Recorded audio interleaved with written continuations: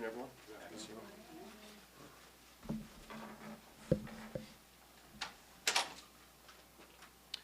We ready, Sean? All right, good afternoon, everyone. Darren Sherbaum, the Interim Chief of the Atlanta Police Department, D-A-R-I-N-S-C-H-I-E-R-B-A-U-M. We appreciate you all being here and, of course, being our voice back to your readers, your viewers, and your listeners. The Atlanta Police Department is committed always to bring justice to families and communities that have been impacted and victimized by a homicide. And we're here today to brief you on two of those. And before our homicide commander and our deputy chief of CID comes forward to speak to you, I just want to emphasize a couple things. Every homicide is important to this police department. And while we're here today on an anniversary of one in the Midtown community that occurred a year ago, every day since that occurrence, we have been committed to solving that homicide. And we'll speak also on one that occurred 17 months ago, which we will ask for the public's help on, that this police department is committed to bring resolution and closure for the family and healing for the Westwood Terrace community and the Midtown community. There is not a day that we're not committed in solving crimes. You see our clearance rate. You all often report on the times that we bring individuals to justice, and we tell the community and families who was responsible for the damage done. That same commitment, that ability to solve those homicides is applied to every single homicide that occurs in that city, because we know there is a family impacted and we know there is a neighborhood impacted. And so when we look back and say what has occurred for the last 12 months or the last 17 months, two things should never be in doubt: that this department cares and we're committed to solve that homicide, and this department has the capability to solve those homicides. Neither one is lacking in the two cases that you will hear today. And I'm also mindful there's other families that will not hear their loved one's name today, that are cases that remain open, that this police department is working to solve and ensure that those neighborhoods and those families get the closure and the justice they deserve. So I'm going to bring now to the podium Deputy Chief Hampton, who is the commander of our Criminal Investigations Division, to start the overview of the two cases today. Thank you. Good afternoon, Deputy Chief Charles Hampton, Jr. As Chief stated, the first case we'll talk about happened on February 10th of 2021. And as we approach the beginning of the school year, it's important that we're mindful that our kids are important to us as well. But on that day, a 12-year-old was shot and killed in our city of Atlanta. And we're asking the community, we're asking friends, we're asking people who we believe has information on that particular homicide of David Mack to come forward and let us know what happened. We're asking people to call Crime Stoppers where they can remain anonymous. But it's important to us, as Chief Sherbaum stated. Our detectives assigned to the homicide unit spend countless hours trying to solve cases. And many cases are solved by the commitment and the cooperation from our community. And so this is a plea that we ask you to do the right thing and help us bring closure to this family that's been suffering for the last 17 months. Major Peak will go into a little bit more great detail of that case. But again, our plea is to help us so we can help this family bring closure to this 12-year-old. How you doing? As you heard, David Mack was 12 years of age at the time he was killed. David Mack was a grandson, loved dearly by his grandmother, a son, brother, and friends to many in the neighborhood. He was reported missing on February 9th, 2001 by his grandmother because he failed to return home.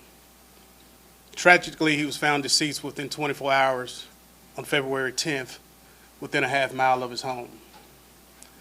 Investigators continue to follow up on leads that come in. However, they slowed down since the last press conference. We've recanvassed the neighborhood. Investigators strongly believe with the public's help we can bring this case to a close and bring the person or persons involved in his death to justice. The Mack family, the Atlanta Police Department, and particularly Homicide Investigator Malone, asks that if you have any information, please contact the Atlanta Police Homicide Office, Crime Stoppers, regardless of how minute you think that information you have related to David Mack, it may just be what we need to break this case, to find a motive and bring someone to justice. Thank you. We know that you all are also going to hear about Katie Janness, but before we move to that particular case, we're going to allow you to ask questions if you have questions regarding David Mack. Regarding Mack, do y'all believe this was gang-related, and was there more than one person involved in the shooting? I understand he was shot multiple times, and I understand beat up as well. So right now, we can't truly say it is gang-related, and we don't know if there are multiple people involved at this time. Are there any persons of interest? No, not exactly. We've received information from family and friends, people that was associated with him, but as of right now, they've been ruled out. Any suspects? No. At that park nearby, were the security cameras working, and if so, was he ever seen on security camera? From my understanding, the security cameras were not working. We're not working at the tennis court? Yes, but don't hold me to that. But right now, I'm pretty sure they weren't working. Do you know if they've since been repaired and are now working for that community? I don't know, to be honest with you. We interviewed his grandmother last year, and she described him being on a video chat with her and someone off screen. She heard someone's voice off screen, basically telling him to wrap up that call or end it or whatnot. Have you all been able to talk with people who were with him shortly before he was killed, possibly that individual? We've talked to people before, but we can't say we've identified that person that was actually with him that the grandmother heard. Thank you. Just to be clear, so that means that some people that you wish that you could talk to, maybe still haven't. Yes. Sat down with you. Yes, and I think there are possibly some that we have talked to that have additional information that will help us in this case as well. Why do you think that they are not coming forward to speak? Possibly scared. Just other individuals, if they know who committed this crime. Any reassurance that you could give folks in that position? It's got to feel tough for them. It's tough, and again, we can't say 100% that, we'll be able to prevent anything else, but we make due diligence that if you do come with that information and you are in fear of your life, we do reach out to other resources to hopefully keep you safe and without returning to that area. And no weapon was ever recovered in that set, correct? No. Thank you, Major B. We're going to move into the next case, which is in regards to Katie Janness. I asked the media that you get your information from public affairs. We know that there are several people who say that they are sources and they may have information that they think is important to you as reporters. However, some of that information is not correct. So if there are any updates, I ask that you trust the updates that come from the Atlanta Police Department Public Affairs Unit, because that information has been vetted by the folks who you see behind me. So I really want to make that plea to the media to avoid any misinformation or any information that may incite fear in the community that is actually unnecessary. So I'm going to turn it over to Chief Hampton, and he's going to go into detail as it relates to the Katie Janness case. Thank you. Good afternoon again. A year ago today, we responded out to Piedmont Park on a tragic death. This case continues to be very active. We continue to have the support and the assistance from the FBI, the GBI, as well as the District Attorney's Office. We continue to receive Crime Stoppers tips on this case. And so we follow up on every lead that is coming in into this case. We have not at this time identified a suspect. And so everyone, until we can identify a suspect, is still considered a suspect until we can officially rule them out. Most homicide cases, on average, can take up to 147 hours of investigative time. And again, we're 12 months, and we're still working very hard to try to bring closure to this case. Lieutenant Dearlove will go to a little bit more specific. I know we've talked at great lengths about this case. He'll talk about a little bit more detail, and then if there are questions, I'll come back to the podium. Thank you, Chief. Good afternoon. My name is Lieutenant Jermaine Dearlove, Homicide Commander for the Police Department. As Chief Shearbaum and Chief Hampton stated earlier, the Homicide Unit remains committed to solving all open cases. We're going to continue with thorough investigations and pursue all leads available, and work with our community to identify additional leads pertaining to these cases.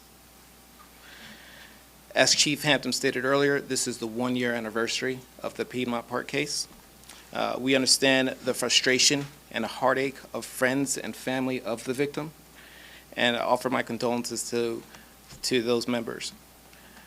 Our homicide investigators are motivated and committed to resolving and solving this case. To date, we have obtained multiple search warrants in and around the area of the incident location. We continue to conduct tactical canvasses to identify additional individuals or witnesses at or around the incident location, and to also follow up on leads generated.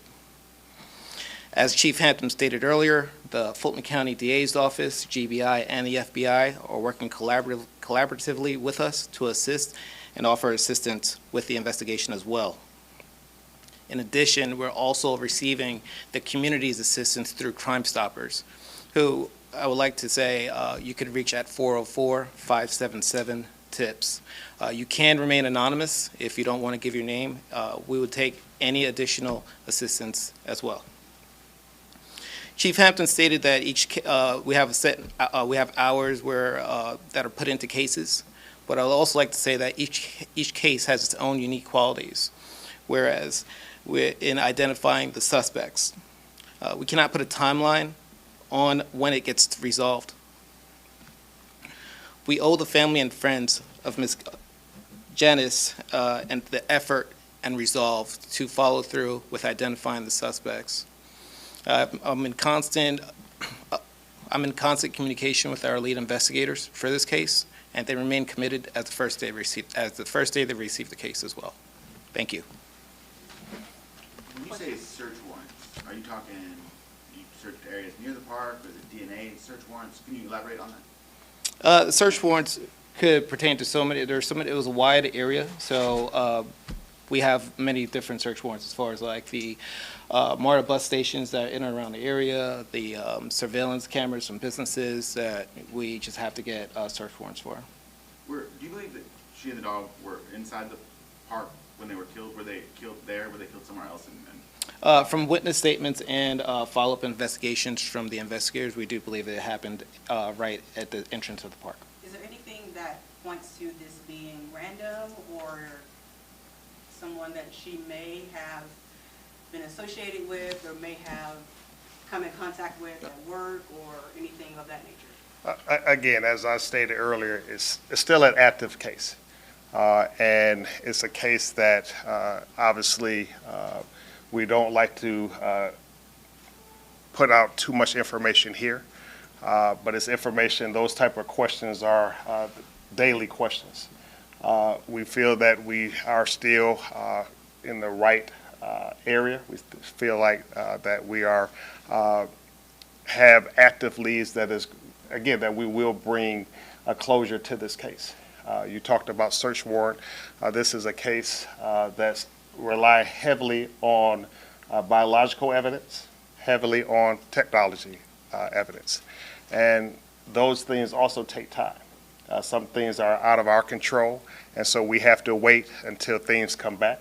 And again, that could be data coming back from carriers, phone carriers. But again, I stand here to let you know that we are still having active leads that we are currently following up on.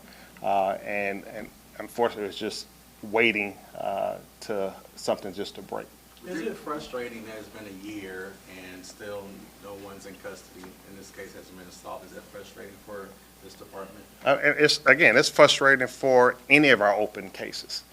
As I stated earlier, these homicide lead detectives, this is personal for them.